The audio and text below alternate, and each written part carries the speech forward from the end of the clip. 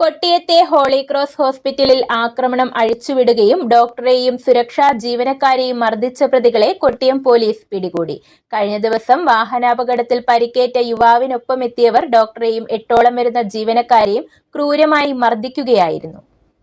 കഴിഞ്ഞ ദിവസമാണ് Kottiyam holy cross ആശുപത്രിയിൽ വാഹനാപകടത്തിൽ പരിക്കേറ്റ യുവാവിനൊപ്പം എത്തിയവർ ഡോക്ടറെയും 8ഓളം വരുന്ന ജീവനക്കാരെയും ക്രൂരമായി മർദ്ദിച്ചത്. ആക്രമണവുമായി ബന്ധപ്പെട്ട 2 പേരെ കൊട്ടിയം പോലീസ് പിടികൂടി. നെടുമ്പന BV മൻസിൽ ഉബൈദ്, കണ്ണനല്ലൂർ മുട്ടക്കാവ് തെക്കേ ചരുവിള വീട്ടിൽ ഹാഷിം എന്നിവരെയാണ് പിടികൂടിയത്. കഴിഞ്ഞ ദിവസം കണ്ണനല്ലൂരിൽ കാറുമായി കൂട്ടിയിടിച്ചു പരിക്കേറ്റ ബൈക്ക് യാത്രികൻ കുളപ്പാടം സ്വദേശി അബ്ദുൾ റസാഖിനെയാണ് നാട്ടുകാർ ആശുപത്രിയിൽ കൊണ്ടുവന്നത്. ഡോക്ടർ ഉടൻ തന്നെ പ്രാഥമിക ചികിത്സ നൽകി. പരിശോധനയിൽ കാലിന് പൊട്ടലേറ്റതായി കണ്ടെത്തി.